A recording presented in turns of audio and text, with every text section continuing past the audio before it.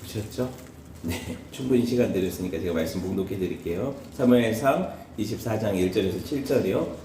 사울이 블레셋 사람들을 쫓다가 돌아오매 어떤 사람이 그에게 말하여 이르되 보소서 다윗이 엔게디 광야에 있더이다 하니 사울이 온 이스라엘에서 택한 사람 3,000명을 거느리고 다윗과 그의 사람들을 찾으러 들염소 바위로 갈새 길가 양의 우리에 이른즉 굴이 있는지라 사울이 뒤를 보러 들어가니라. 다윗과 그의 사람들이 그 굴 깊은 곳에 있더니 다윗의 사람들이 이르되 보소서 여호와께서 당신에게 이르시기를 내가 원수를 네 손에 넘기리니 내 생각에 좋은 대로 그에게 행하라 하시더니 이것이 그날이니이다 하니 다윗이 일어나서 사울의 겉옷 조각을 가만히 베니라. 그리한 후에 사울의 옷자락 뱀으로 말미암아 다윗의 마음이 찔려 자기 사람들에게 이르되 내가 손을 들어 여호와의 기름 부음을 받은 데 줄을 치는 것은 여호와께서 금하시는 것이니 그는 여호와의 기름을 부음 받은 자가 됨이라 하고 다윗이 이 말로 자기 사람들을 금하여 사울을 해하지 못하게 하니라. 사울이 일어나 굴에서 나가 자기 길을 가니라. 아멘. 네. 오늘 사무엘강의 벌써 쉬운 한 번째 시간이네요. 원수 갚는 것은 하나님 손에 있습니다. 원수 갚는 것은 하나님 손에 있습니다. 라는 제목으로 함께 하나님 말씀을 나눌게요. 오늘 본문은 배경 자체가 사울이 이스라엘을 침략한 블레셋 사람들을 쫓아가는 장면을 우리가 봤어요? 안 본 것 같죠? 네, 제가 23장 끝부분을 살짝 건너뛰고 스킵하고 지금 24장으로 온 거거든요. 그래서 오늘 23장 마지막 부분하고 같이 이어지는 설교를 준비를 한 거예요. 무슨 말이냐면 다윗이 시팡무지에 있다는 사실을 누구예요? 시팡무지 사람 중에 일부가 밀고를 했죠. 그래서 사울이 다윗을 쫓으려고 혈안이 되어 있으니까 블레셋 사람 사울이 다윗을 잡으려고 하는 장면에서 하나님이 블레셋 군대가 이스라엘을 침공하게 하심으로 그 소식을 듣게 하고 사울로 돌아가게 하시는 장면이 있단 말이에요. 네, 그런 장면이 있단 말이에요. 사울을 보면 참 쫓아다니느라 바쁜 인생 아닙니까? 모든 걸 다 가졌으나 뭐예요? 다윗 하나를 못 죽여서 안달난 인생 아니에요. 인생의 목적이 어때요? 헛된 것을 쫓죠. 얼마나 헛되고 헛된 것을 쫓아 사는 인생입니까? 모든 것을 주셨는데. 그쵸? 네, 그에게 사명은 다윗 죽이는 거잖아요. 사실 그게 아니잖아요. 하나님이 그에게 왕의 사명을 주셔서 정말 하나님을 향하여 열심으로 이스라엘을 세워가는 일을 하나님 맡기셨지만 그는 그런 삶을 살지 않는단 말이에요. 여러분, 이 위기를 지나서 어찌됐든 하나님께서 보호하셨잖아요, 다윗은. 그러고 나서 다윗이 어디로 이주를 해요? 오늘 본문 읽어봤잖아요. 무슨 광야? 엔게디라고 불리는 광야 쪽으로 이동을 하는데 시팡무지랑 엔게디는 좀 달라요. 여러분, 제가 오늘 지도를 준비를 못해서 못 보여드리는데 엔게디 같은 경우에는 그 석회암으로 이루어진 그 바위산들이 많아요. 그러니까 숨을 곳이 많고 자연동굴도 많고 요새화되어 있단 말이에요. 되게 험준한 어떤 지역이란 말이죠. 한번 떠올려 보세요. 이 엔게디로 도망해서 이주한 상황이에요. 그런데 다윗을 가만 놔두질 않잖아요.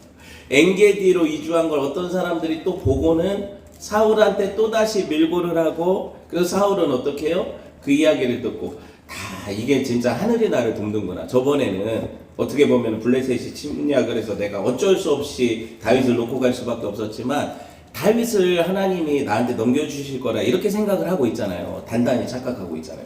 그러니까 또 쫓아가죠. 여러분, 엔게디 광야에 있다는 소식을 듣고 3,000명을 뽑아서 가는데 사울 군대가 더 많거든요. 사실 이스라엘 군대가 몇십만 명을 뽑을 수도 있어요. 3,000명을 뽑아가죠. 다윗 군대가 몇 명이었어요?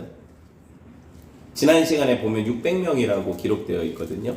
처음에 굴에 모였던 사람들이 400명인데 시간이 지나서 군사들이 한 600명이 모였던 것 같아요. 600명을 3,000명이 잡으려면 몇 배예요? 인원을 끌고 간 인원이 몇 배가 되는 거예요? 그렇지, 5배죠. 그렇죠? 5배 인원으로 기동성도 갖추고 얼마든지 이런 어떤 산악지역에 투입해서 싸워서 잡을 수 있을 거라고 판단을 하고 3,000명을 데리고 지금 급하게 쫓아가는 거예요. 그죠? 그리고 거기서 엄청나게 재밌는, 제가 볼 땐 재밌는데 사울 입장에서는 재미없는 사건이 벌어지죠. 뭐냐면 보세요. 24장 3절 같이 볼게요. 시작. 길가 양의 우리에 이른지 굴이 있는지라 사울이 뒤를 보러 들어가니라. 다윗과 그의 사람들이 그 굴 깊은 곳에 있더니 여러분 보세요. 얼마나 이 일이 이거 뭐라고 얘기해야 될지 모르겠어요. 3,000명 군대를 거느리고 다윗을 쫓아왔는데 다윗이 사실은 사울이 들어간 굴 안에 있었단 말이죠. 그죠? 그럼 3,000명을 다 밖에다 두고 사울은 지금 다윗이 있는 굴에 전혀 알지 못하고 홀로 들어가서 뭐 하러 들어갔대요? 오늘 보니까 개역 성경에는 그 발을 가리러라는 표현이 있죠. 예전에 그 에글론이라는 모압 왕이 왼손잡이 에훗한테 그죠? 살해당하게 될 때 어떤 일이 있었어요? 그 신하들이 왕이 발을 가리나 보다 할 때 그 발을 가린다는 게 무슨 뜻이에요? 제가 설명해 드렸죠. 그 사람들의 복장이 이 겉옷이 있잖아요. 겉옷을 내리면 화장실에 가서 용변을 볼 때 겉옷을 내리면 뭐가 가려지겠어요? 발이 가려지죠. 완곡한 표현이에요. 용변을 보다라는 건데 똥 싼다는 거예요. 쉽게 말하면. 네, 그게 발을 가리다라는 표현인데 오늘 성경에 보니까 이제 조금 더 그거를 쉽게 설명을 했죠. 개역개정은 뒤를 보러 뒤를 돌아본다는 게 아니에요. 뒤를 본다는 게 뭐예요? 이게 내내 발을 가린다는 뜻이고 용변 보다라는 것이고 똥 싼다는 뜻이에요. 그렇게 들어갔단 말이에요. 이 굴에. 얼마나 좋은 기회입니까? 누구에게? 다윗에게. 여러분 사람이 좋은 건지 미련한 건지 다윗이 근데 이 기회를 제대로 살리지를 못하죠. 어떻게 해요? 냄새만 맡고 온단 말이에요. 냄새만 맡고 온단 말이에요. 왕의 똥냄새만. 왜? 겉옷자락을 베러 갔잖아요. 그럼 가까이 갈 수밖에 없고 사울이 진짜 여기에 온 정신을 집중해서 힘쓰고 있을 때 그걸 베서 오는데 그걸 느끼지 못할 정도로 했으니까 얼마나 은밀하게 숨 죽이면서 그러고 있었겠어요. 다윗이 하는 일이. 한번 상상을 해보세요. 그렇죠? 그리고 죽이지 않고 평안히 가도록 했죠. 그게 보냈단 말이에요. 여러분 다윗에게는 따르는 용맹한 군인들이 있었단 말이에요. 그 사람 중에 일부는 강성이 있죠. 당연히 주변에 뭐 평화주의자도 있겠지만 다윗 주변에 그 전투력 강한 사람들 중에서는 용사들이 있단 말이에요. 이 기회를 보고 뭐라고 얘기를 해요? 다윗한테 하나님 주신 절호의 기회다.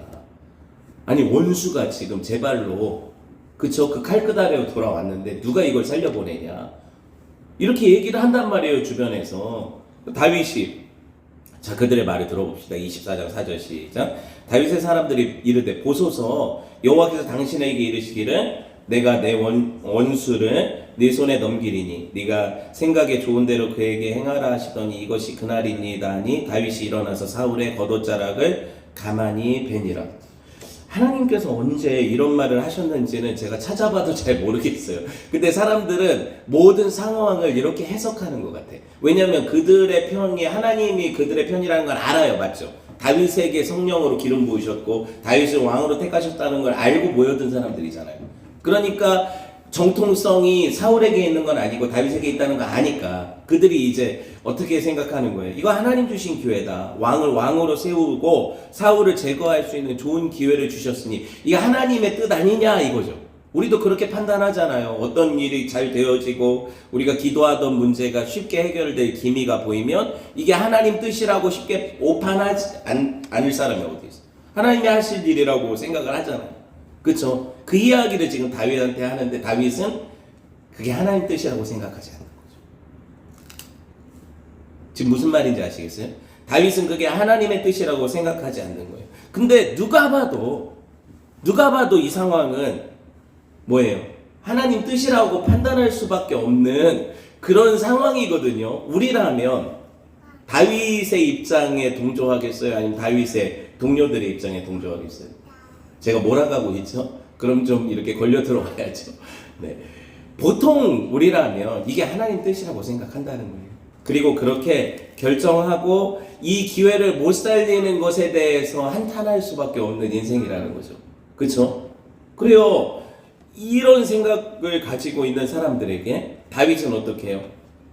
그들을 설득하는 과정을 갖는 거죠. 또 생각해 보세요. 다윗만 지금 힘드냐고요. 사울이 지금 다윗 한 사람만 잡겠어요? 다윗에게 동조했던 모든 무리들, 그 녹제사장들에게 했던 일을 기억하잖아요. 다윗에게 동조했던 이 무리들을 그냥 놔두겠냐고요.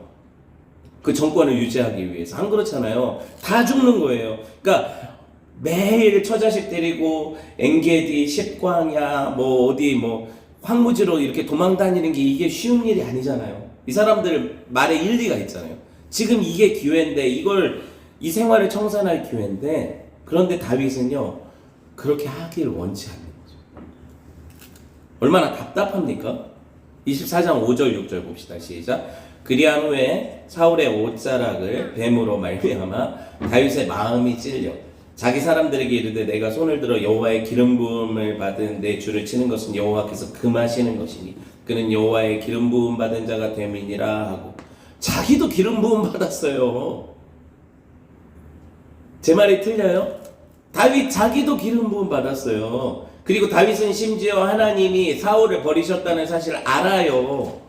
알고 있단 말이에요. 그는 성령이 떠나가고 악령에 들렸다는 것도 알고 있어요. 제일 가까이에서 그걸 본 게 누구예요? 다윗이잖아요. 그런데 다윗은 여전히 한 번 기름 부음 받은 자를, 하나님께서 택하신 자를 내가 손댈 수 없다는 얘기를 하고 있는 거잖아요. 참 답답한 얘기죠. 우리가 볼 때 그렇다는 거예요. 심지어 다윗의 이 영적인 감수성과 민감함이 어느 정도냐면 뭐에 마음이 찔려요? 지금 겨우 사울의 겉옷자락 벤 것 때문에 마음이 찔렸다는 거예요. 이런 사람이 있어요? 이런 사람이 있냐고요. 저는 예전에 이 본문 읽을 때마다 뭐 젊어서 그런지 모르겠지만 물론 이해도 되면서 답답했어요. 왜 이렇게까지 해야 될까? 아니 지금 다윗이 잘못했어요? 사울이 잘못했어요? 당연히 사울이 잘못했죠. 당연히 사울이 잘못했잖아요. 만약에 다윗이 이 기회에 사울을 죽인다 해도 하나님께서 다윗을 어떻게 하시겠냐고요. 다윗을 폐위시키실 것 같아요? 제가 볼 땐 아닌 것 같아요. 제가 이 말씀을 묵상할 때는 다윗에게 그런 정당성이 있단 말이에요. 충분히 죽을 고생하고 있잖아요. 계속 죽이려고 하고 창으로 몇 번을 던졌고 그 자리에서 피하고 얼마나 계략으로 다윗을 죽이려고 했냐고. 분명한 이유가 있어요, 없어요? 잡아 죽이려는 사람 그 원수를 손에 넘겨주셨을 때 치는 것이 마땅한 인지상정인데 다윗은 어떤 생각을 가지고 있냐면 참 그래도 이거 하나님 판단하실 일이라 이거예요. 그래서 내가 손대는 것은 하나님이 금하셨다 이런 얘기로 이 사람들을 설득하고 있죠. 그러니까 다윗은 그냥 하나님을 경외함이 가득한 사람이에요. 그리고 이 모든 것에 있어서 내가 섣불리 내가 왕좌를 차지하고 하나님의 약속이 있다 하더라도 그것을 앞당기기 위해서 그 일을 하지를 않는 거예요. 그 일을 하지를 않는 거예요. 계속 다윗이 강조하는 말이 왜 사람들을 설득하려고 강조하는 게 뭐예요? 사울도 하나님이 기름 부음 잘하는 거죠. 사울도 하나님이 기름 부으신 자라는 거예요. 이 원리를 모르면 우리가 쉽게 우리의 어떻게 보면은 믿음의 선배들을 판단하고 어떻게 보면은 정죄하고 그들을 해하는데 동조할 수 있는 거죠. 이게 참 어려워요. 왜냐하면 제가 이제 교회로 예를 들면 어떤 목회자들을 제가 만나고 그러고 저도 밑에서 부목사 생활을 하고 뭐 전사 생활을 하고 이렇게 지나왔잖아요. 젊은 혈기에는 저분들 하는 게 판단이 돼요. 저거 성경적이지 않은데 저렇게 하는 게 비인격적인 행동인데 저 결정이 정말 잘못된 건데 이런 게 판단이 된단 말이에요. 그러면 어떻게 해요? 처음에는 어떻게 하는 것 같아요? 마음에는 젊은 혈기가 있고 정의감이 있고 이러니까 제가 가진 칼로 어떻게 보면 찌르고 싶은 마음이 들 때도 있단 말이에요. 충분히 그럴 수 있는 능력이 있는 것 같고 하나님이 어떤 기회에 저 사람을 무너뜨릴 어떻게 보면 저 사람의 잘못을 드러낼 기회를 주신 것 같은 때가 있단 말이에요. 그런데 그때를 절제하고 참는 건 사실은 하나님께서 그 사람의 때가 있고 그 사람을 쓰실 때가 있고 그리고 그 이후에 또 나에게 주시는 때가 있단 말이죠. 근데 하나님을 신뢰하지 못하면 내가 내 마음에 안 든다고 이 일들을 계획하고 어떻게 보면 그 사람의 허물을 들추어서 무너뜨릴 수 있는 그런 기회로 삼을 수 있단 말이죠. 그게 참 두려운 거죠. 그래서 이런 갈등을 한 적이 한두 번이 아니었던 거예요. 저도 사실 그런 기억이 있고 그러면서도 하나님 은혜가 뭐냐면 옷자락을 벤 기억은 있어요. 아시겠어요? 옷자락을 뺀 기억은 있지만 해하지는 않았던 것 같아요. 그러니까 하나님 은혜죠. 제 혈기로는 해하고 싶은데 그렇게까지 못하게 하시고 하나님께서 은혜로 보호하셔서 그냥 옷자락 빼는 선에서 멈추게 하셨다는 거죠. 왜냐면 옷자락 뺀다는 게 무슨 의미일까요? 깊이 생각해 보면 이런 것 같아요. 그분의 잘못된 부분에 대해서는 이야기를 했던 것 같아요. 이게 잘못된 게 맞다. 근데 우리가 이거를 아래에서 개혁하는 것은 교회의 목적이 아니다. 하나님이 판단자시고 심판자시니까 하나님이 이걸 개혁을 하셔야지 내가 밑에서 쿠데타를 일으켜서 그분을 끌어내리는 건 이건 아닌 것 같다. 이런 판단을 하게 하시는 거죠. 왜 제가 이렇게까지 깊이 이 본문을 봤을까요? 많은 갈등이 있었으니까 그렇겠죠, 삶에. 여러분도 그렇잖아요. 살면서 내 위에 두신 권위자들이 마음에 안 들 때가 있잖아요, 당연히. 그런데 그때 내가 그들에 대한 자세가 어떤가를 다시 돌아보게 하시는 말씀 아닙니까? 그리고 그것에 대해서 결국에 내가 한 일대로 하나님이 나를 보응하시고 심판하실 거거든요. 그러니까 내가 남에게 칼끝을 들이댈 때 그 칼끝의 판단이 나한테도 또 올 거라는 생각을 해야 되는 거예요. 사람은 그렇다는 거예요. 그쵸? 여러분, 저는 이 말씀이 더 깊이 보면 그런 것 같아요. 계속해서 강조하는 게 다윗이 사울을 향해 뭐라고 불러요? 여호와의 기름 부음 받은 자. 기름 부음 받다라는 뜻이 구약에 무슨 뜻이에요? 메시아라고 했죠. 그쵸? 신약으로 와서는 이게 무슨 뜻이에요? 그리스도라고 했죠. 그럼 하나님이 기름 부으신 자가 예표하는 이 어휘가 예표하는 게 누구예요?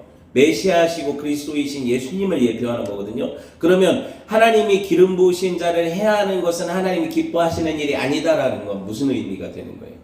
그쵸? 예수 그리스도를 해야 하는 것이 그분을 향해 적용되는 말씀이 된다는 거예요. 그분을 나중에 보면은 예수님이 이 땅에 오셨을 때 그 백성들이 영접하지 않고 그분을 해야 하는데 동조해서 그분을 실로 해야죠. 그래서 십자가에 못 박아 죽게 하죠. 그걸 하나님이 금하신다는 의미가 되잖아요. 이 말씀 자체가 그렇잖아요. 하나님이 그들의 어떤 생각과 판단이 잘못되는 걸 잘못됐다는 걸 어떻게 드러내셨어요? 예수 그리스도의 무죄함으로 드러내셨잖아요. 십자가의 죽으심 이후에 끝난 게 아니라 부활과 승천을 통해서 그분은 죄 없으신 분이라는 걸, 의로운 분이시라는 걸 하나님 인정하게 하셨잖아요. 인정받게 하셨잖아요. 그거라는 거죠.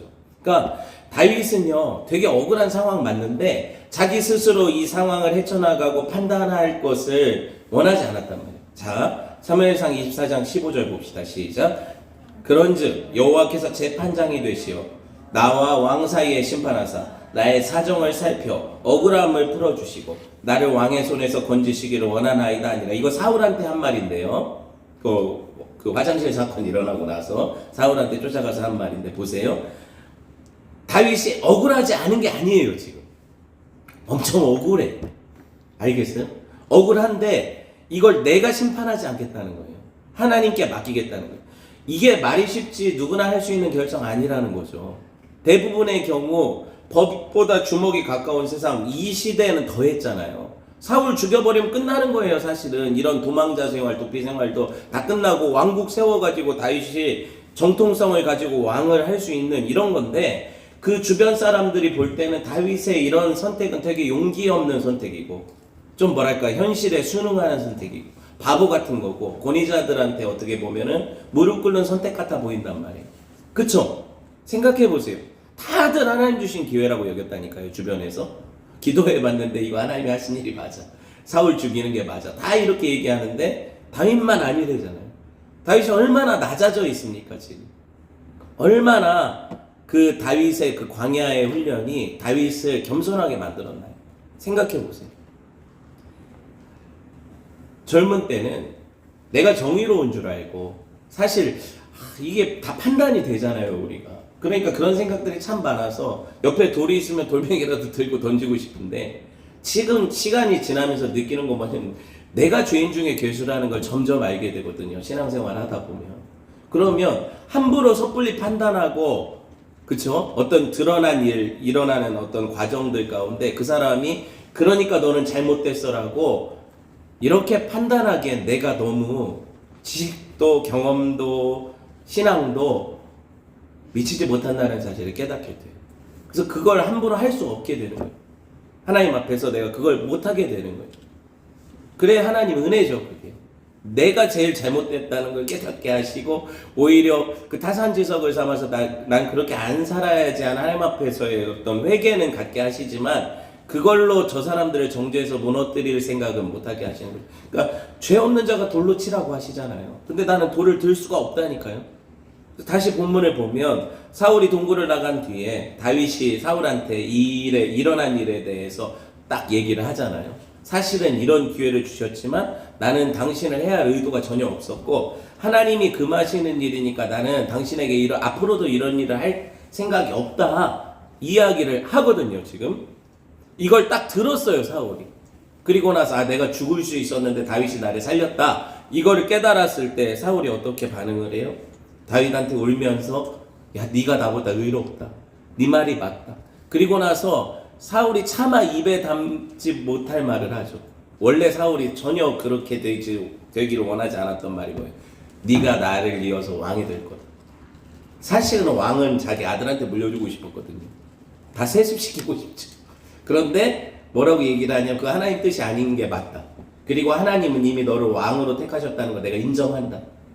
이렇게 얘기를 하게 하잖아요. 그쵸? 전에 이 기억이 있어요 여러분. 사무엘이 좀 늦게 와가지고 블레셋이 침공했다는 소식을 듣고 사울이 마음이 급해서 군사들이 떠나가려고 할 때 어떤 일을 벌였어요? 기다리라는 걸 못 기다리고 제사를 자기가 집례를 해가지고 예배드렸잖아요. 그때 사울이 와가지고 막 뭐라고 하고 뭐 순종이 제사보다 나은데 이게 어떻게 된 겁니까 하고 난리가 났죠. 그랬는데 이제 사울이 그것 때문에 이제 하나님이 자기 버리셨다는 얘기도 들으니까 어떻게 해요? 사무엘을 붙잡고 늘어지다가 어떻게 됐어요? 사무엘의 겉옷이 이런 디테일을 봐야 돼요 성경. 사무엘의 겉옷이 찢어졌죠. 그때 사무엘이 딱 내뱉은 말이 뭐예요? 이 겉옷 찢어진 걸 가지고 화가 났죠. 비싼 겉옷인데 이거 그게 화가 나가지고 뭐라고 얘기를 했어요? 이 찢어진 겉옷과 같이 왕의 나라를 찢어서 하나님께서 왕보다 나은 이웃에게 주셨다 이렇게 선포를 해버리잖아요. 예언적인 상황인 거죠. 옷이 비싸서 그런 게 아니고 화나서 그런 게 아니라. 근데 오늘 보세요. 다윗이 뭘 했어요?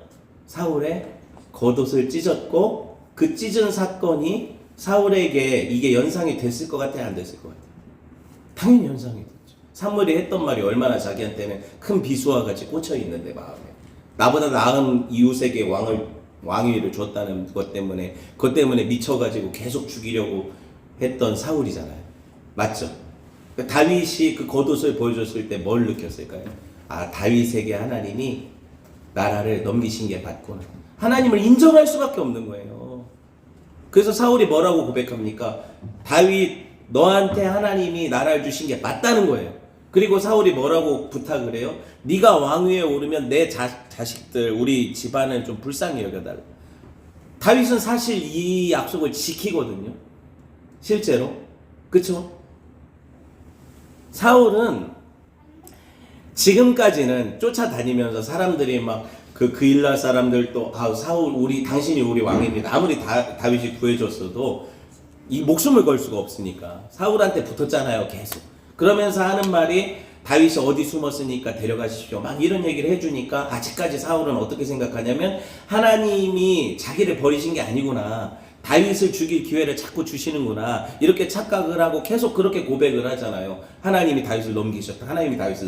근데 오늘 그가 뭐라고 고백을 하냐면요, 이 사건이 있은 후에는 뭐라고 고백하냐면 다윗에게 내가 넘어갔다는 사실을 인정할 수밖에 없는 거예요. 하나님이 사울을 다윗에게 넘기셨다는 사실을 인정할 수밖에 없는 거예요. 그렇죠? 그리고 사울보다 다윗이 더 위대하고 큰 왕이라는 사실을 인정할 수밖에 없는 게, 사울은 기회만 되면 다윗을 죽이려고 했지만 그런 기회를 손아귀에 딱 주셨어도 다윗은 사울을 살리잖아요. 왜? 뭐 때문에? 하나님을 경외하기 때문에. 자기는 하나님 무서운 줄 모르고 다윗 죽이려고, 하나님 기름 부으신 자 죽이려고 그렇게 쫓아다니는데, 자기에게는 이미 하나님의 영이 떠난 것을 다 알고 있는 다윗도 한번 기름 부음 받은 자라고 자기한테 손끝 하나 못 대고 있는 모습을 보면서 하나님 경외함이 뭔지를 알게 되는 거죠. 여러분, 그것을 이해하려면 사실은 23장 다윗이 어떻게 이런 결정을 하게 됐을까 이해하려면 23장을 봐야 되는데 빠르게 진행해야 될 것 같아요. 아까 제가 설명드렸던 상황인데 그일라 떠나서 시팡무지에 머물렀는데 어떤 사람이 시팡무지 수풀에 숨어있던 다윗 무리가 발각이 된 거죠. 한 1000명 끌고 다니면 이게 안 보이겠냐고요. 수풀에 숨었다고 하지만 보이는 거예요. 그래서 어떤 사람들이 얘기를 하고 그게 이제 23장 19절 20절이거든요. 봅시다. 23장 19절 20절 시작. 그때 10사람들이 기브아에 이르러 사울에게 나와 이르되 다윗이 우리와 함께 광야 남쪽 하길라산 숲을 요새 숨어있지 아니하였나이까 그러한즉 왕은 내려오시기 원하는 대로 내려오소서 그를 왕의 손에 넘길 것이 우리의 의문이다 하니 그 지역 사람들도요 다윗을 숨겨주면 어떻게 될지 뻔히 알고 있단 말이에요. 그러니까 그일라 사람들처럼 딱 고발을 하는 거예요. 자기들 살라고. 그런데 안타까운 건 뭐냐면 그일라도 무슨 지파라고 했어요? 그 지경이 유다 지파라고 했죠. 여기 10황무지도 사실은 어디 지파 소속이겠어요? 유다 지파란 말이에요. 자기 땅에 오매 자기 백성이 영접하지 않았다는 말씀이 계속해서 이어지는 거예요. 왜? 예수님은 나사렛 고향에서도 배척받으셨죠. 예수님은 베들레헴에서도 배척받으셨죠. 예수님은 계속 공생의 내내가 가장 가까운 사람들에게서 버림받고 배척받는 생애였단 말이에요. 다윗이 유다 지파인데 유다 지파 다윗을 누구한테? 베냐민 지파 사울한테 계속 팔아넘기잖아요. 자기 백성이 그 왕을 팔아넘기잖아요. 계속 이게 복음이라니까요. 숨겨진 복음. 그래서 10사람들이나 그일라 사람들은 생각했을 거예요. 지금 내가 붙잡고 있는 사울이라는 동아줄이 새 동아줄이다. 저 다윗은 내가 잡으면 안 되는 썩은 동아줄이다 이렇게 생각했을지 모르지만 실제로 썩은 동아줄은 사울이고 그쵸? 새 동아줄은 뭐예요? 다윗이라는 거예요. 하나님이 이걸 딱 드러내신다니까요. 자, 사울이 얼마나 착각하고 있는지 봅시다. 23장 21절 시작. 사울이 이르되 너희가 나를 긍휼히 여겼으니 여호와께 복 받기를 원하노라. 어떤 사람이 내게 말하기를 그는 심히 지혜롭게, 이건 교활하게라는 뜻이에요. 교활하게 행동한다 하나니 너희는 가서 더 자세히 살펴서 그가 어디에 숨었으며 누가 거기서 그를 보았는지를 알아보고. 얼마나 치밀하게. 다윗이 당연히 자기 때문에 도망다니는 게 교활한 행동이고 그리고 자기에게 밀고 하는 건 하나님께 복받을 일이고 반대로 생각을 하고 있죠. 아니라니까요 이게. 그런데 유다 지파인 그들이 같은 지파인 다윗을 자기한테 밀고 한 것이 하나님께 복받을 일이라고 여기는 게 지금 누가 피해자 같아요? 사울은 마치 자기가 피해자고 반역자인 다윗을 잡아주는 것이 하나님께 복받을 일이다 이렇게 계속 가스라이팅 하는 거잖아요, 사람들을. 그쵸? 근데 지금 누가 피해자니까요? 사울은 계속 자기가 피해자인 척하고 있다는 거죠. 근데 사실은 다윗이 너무 힘들잖아요. 지금 사울 때문에. 다윗이 너무 힘들잖아요. 그리고 진짜 머리 둘 곳 없이 여기저기 쫓겨다니는 인생이 누구 인생하고 오버랩이 돼요. 인자는 머리 둘 곳이 없다고 하신 분하고 오버랩이 되잖아요. 계속해서. 그렇죠? 기름 부음 받은 자가 자기 땅에 왔지만 자기 땅 백성들이 영접하지 않고 계속 빨아넘기는 이 과정을 겪고 있는 게 다윗의 생애는 예수님의 예표라고 했잖아요. 그러니까 다윗이 광야를 그렇게 떠도는 것이 예수님 공생의 기간에 계속 정처 없이 다니시는 모습이에요. 그게 이스라엘 전역을 다니시는 모습이거든요. 이때 사울과 그 군대가 여러분 10황무지는 아까 제가 말씀드렸지만 황무지이기는 하지만 또 언덕배기에 수풀 같은 게 있어서 어떤 수풀에 숨었다 이런 이야기들이 나오잖아요. 그러니까 수풀이라는 몸을 숨길 지역이 있기는 하지만 사실 대체적으로 그 광야기 때문에 그 무리가 움직일 때 이동하는 경로가 다 보인단 말이에요. 그래서 사울이 군대가 데리고 쫓아왔을 때 처음에 어떻게 됐냐면 한 산을 경계로 해서 다윗의 산 이쪽 편에 있으면 사울은 산 반대편에서 쫓아 올라가는 형국이죠. 토끼몰이 하고 있다는 거예요. 사울은 훨씬 더 많은 군사를 데리고 있죠. 그쵸? 그러니까 사울이 3,000명의 군사, 그 이전엔 더 많은 군사가 있었을 테니까 그 군사로 산을 쭉 둘러 에워싸고 다윗의 무리를 몰아가면 다윗은 어떻게 해요? 꼼짝없이 도가대 든 쥐처럼 잡힐 수밖에 없는 형국이라는 거예요. 그 절체절명의 위기 가운데 하나님이 다윗을 어떻게 보호하셨습니까? 아까 제가 처음 설교 서두에 얘기했죠. 기억하시는 분 대답해 보세요. 어떻게 보호하셨어요? 네, 갑자기 블레셋이 이스라엘을 침공하게 하셔서 원수가 다윗을 도운 꼴이 되잖아요. 블레셋은 이스라엘 원수죠. 다윗의 원수이기도 하죠. 그런데 어떤 때 살다 보면 참 신기하게 하나님이 하시는 일이 뭐냐면, 내가 원수가 있는데 이 원수가 나를 괴롭히는데 또 다른 원수를 통해서 나를 이런 어떤 엄청난 어려움의 상황에서 벗어나게 하신단 말이에요. 이런 경험을 하게 하신단 말이에요. 하나님을 사랑하는 자, 곧 그 뜻대로 부르심을 입은 자들에게는 하나님의 합력과 선을 이루신다니까요. 이 놀라운 경험을 다윗이 하게 되는 거죠. 여러분, 사울이 진짜 뭐라고 해요? 다 잡았다 이제 다윗. 이제 너는 죽은 목숨이다 하고 쫓아 올라갈 때 이 소식을 듣게 하시는 거예요. 봅시다. 사무엘상 23장 28절 시작. 이에 사울이 다윗 뒤쪽 길을 그치고 돌아와 블레셋 사람들을 치러 갔으므로 그곳을 셀라 하마누곳이라 칭하니라. 셀라 하마누곳이 무슨 뜻이래요? 성경에 번호 써 있고 밑에 딱 써 있거든요. 뭐라고? 분리의 바위. 아시겠어요? 나누는 바위. 이런 뜻이라는 거예요. 그게 무슨 의미가 될까요? 지금 여기서 이 바위, 이 언덕배기에서 누구랑 누가 나뉘었어요? 예, 다윗과 사울의 군대가 나뉘었죠. 그쵸? 이 분리의 바위의 뜻이 이런 의미를 가지고 있어요. 하나님이 지키시고 보호하는 인생과 하나님이 버리시고 하나님이 포기하신 인생, 망하게 하시는 인생 사이에 분리가 일어나요. 이 바위에서 분리가 일어나요. 이 반석에서 분리가 일어난단 말이에요. 그쵸? 이 반석의 분리가. 그러니까 사울이 아무리 다윗을 잡으려고 갖은 애를 쓰고 수많은 사람들이 밀고를 하고 동의를 하고 막 도와줘도 결코 하나님이 다윗을 팔아넘기지 않으시니까 사울은 다윗을 손안에 넣을 수 없는 거죠. 보셨어요? 23장 14절 봅시다. 시작. 다윗이 광야의 요새에도 있었고 또 십광야 산골에도 머물렀으므로 사울이 매일 찾았대요. 매일 찾되 하나님이 그를 그의 손에 넘기지 아니하시니라. 분명해졌죠. 사울은 절대 그 톰과 제리에서 제리를 못 잡는 톰처럼 절대로 다윗을 잡을 수가 없는 거예요. 다윗을 잡을 수가 없는 거예요. 매일 찾고 날마다 구한다고 되는 것 같아요? 여러분, 하나님 허락 없이 택함받은 백성 머리털 하나도 떨어지지 않아요. 그런 믿음을 가져야죠. 우리는 결코 망하지 않는다니까요. 왜? 원수가 우리를 손도 못 대게 하시니까. 손도 못 대게 하시니까.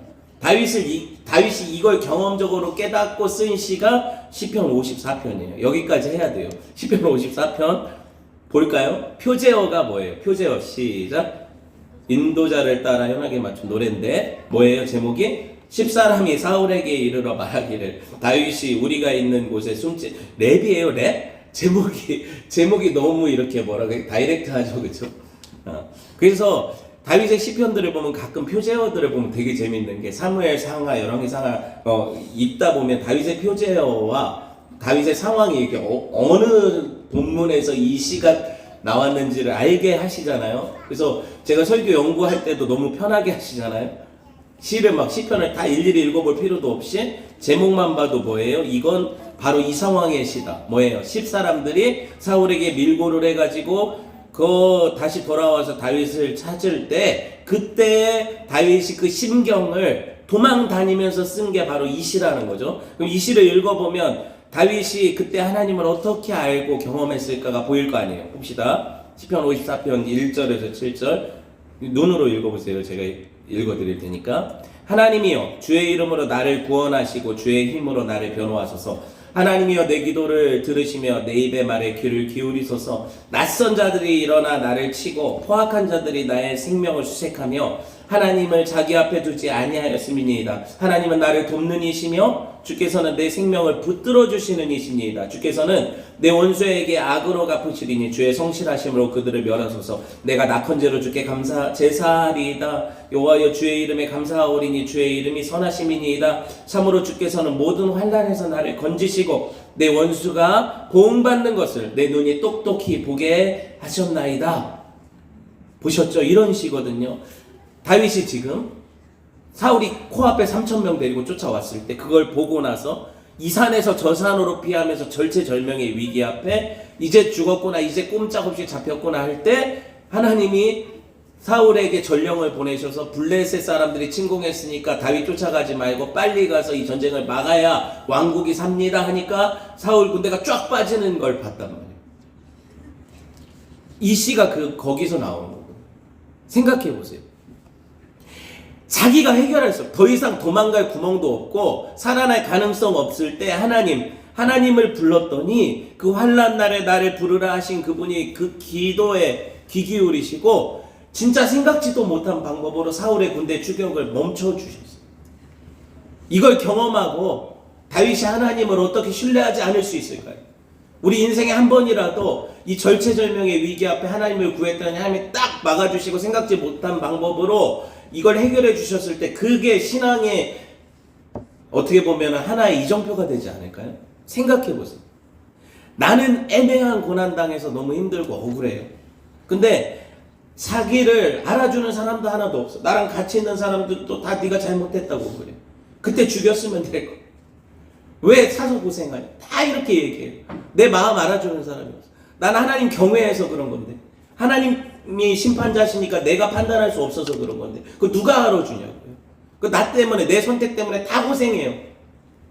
다 고생하니까 다윗이 안 힘들겠냐고요. 그런데 다윗이 이때에도 여전히 의지하는 것은 나의 피난처 바위 반석이시. 다윗이 도망다신 지역이 다 그렇다니까. 바위산. 요새화된 그 동굴 아시겠죠? 그 엥게디 지형이 다 반석, 요새, 피난처, 산성 이런 거죠. 그러니까는 인위적으로 만들어 놓고 거기 피한 게 아니라 다윗이 도망다닌 지형이 다 요새예요. 그래서 사울이 그렇게 쉽게 못 잡은 게 이해가 안 되는 게 아닌 게 그 지역을 보면 야 이게 찾기 쉽지 않았겠구나. 아둘람 같은 굴, 아까 엔게디 같은 사울이 똥 싸러 들어간 그런 굴이 수백 개 수천 개가 널려 있는 거예요. 그 석회암질의 동굴이. 그리고 심지어 사람 수백 명이 들어가도 모르는 동굴들이 있다는 거죠. 카타콤처럼. 그러니까 이 시가 그냥 나온 게 아니에요. 막 시상을 지어서 야 이 요새라고 표현하면 어떨까? 반석이라고 표현하면 이게 아니라 진짜 반석, 진짜 바위 그런 데 숨기셨어요 하나님. 그리고 그렇게 산 거죠. 그러니까 하나님은 나의 피난처, 산성, 요새, 반석이 나오는 거죠 찬양이. 그 나를 바위 높은 곳에 다니게 하시고 맨날 도망다니니까 그 언덕에 서게 하시고 이 찬양이 여러분 이해가 돼요? 그게 나를 지키는 하나님의 손길이었다는 고백이 나오는 거죠. 이 시예요. 5절이 뭐라고 합니까? 주께서는 내 원수에게 악으로 갚으시리니 주의 성실하심으로 그들을 멸하소서. 내가 안 갚겠습니다 이거예요. 하나님이 갚아주실 것입니다. 성도들에게 오늘날에도 다윗이 항변하는 게 뭐냐면 원수 갚는 것은 하나님께 있다는 거예요. 오늘 본문의 제목이죠. 다윗은요 이걸 너무 잘 알았기 때문에 생각해 보세요. 하나님의 열심이요 나를 잡아 죽이려는 저 악의 열심보다 더 강하다는 걸 알았기 때문에 하나님을 신뢰하기 시작하는 거예요. 이걸 경험적으로 알면 점점 더 어려운 상황이 와도 더 신뢰하게 되는 거죠. 더 신뢰하게 되는 거예요. 그러니까 우리 인생은 다른 게 없어요. 하나님이 더 크게 보이면 아직 사는 인생이고요. 내 문제가 더 크게 보이면 나는 어떻게 보면 쪼그라든 인생이라서 하나님 앞에 다시 회개하고 돌이켜야 되는 거예요. 그거밖에 없는 거예요. 여러분 이런 황무지에서 하나님께 기도드렸더니 하나님이 하신 일을 다윗이 보았네요.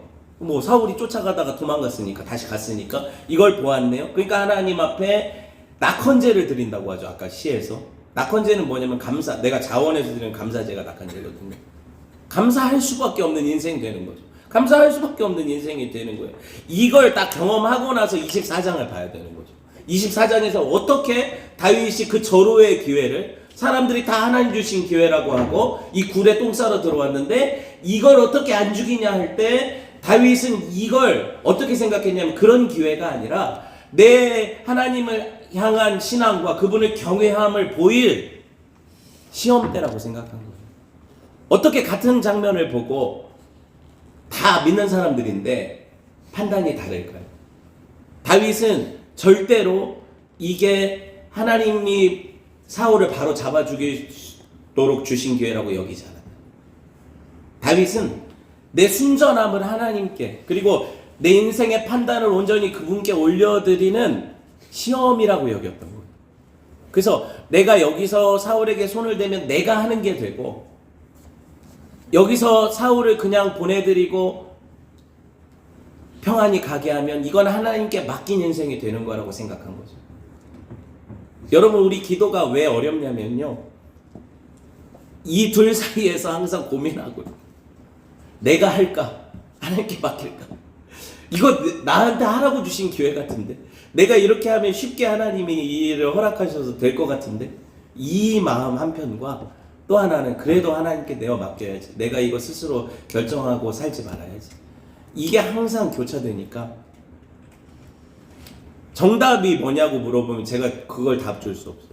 다만 성경을 보면서 여러분, 내 마음 중심이 하나님을 경외함에 있는가, 아니면 이 시기를 그냥 벗어나고자 하는 내 욕망과 이런 것들 때문에 판단하는가를 보시고, 하나님, 내가 정말 하나님 앞에 순전하게, 그러니까 이거를 어떻게 사람들이 결정해요. 다윗이 왜 이게 가능하냐면요, 다윗이 바로 이전에 23장의 상황에서 하나님을 경험했기 때문에 가능한 거예요. 야, 내가 만약에 지금 이 동굴에서 사울을 살려보내도 하나님은 여전히 나를 지키실 거라는 확신과 판단이 선 거죠. 그렇지 않고 어떻게 보내요? 대부분은 거기까지 못 가니까 내가 해결하는 거예요.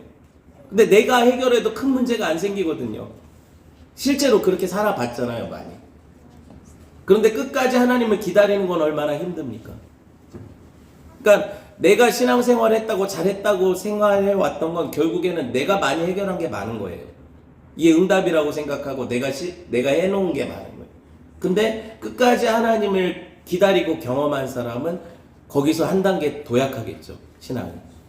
그런 은혜를 주시기를 주님의 이름으로 축원을 드립니다. 네, 함께 주신 말씀을 듣고 기도합시다.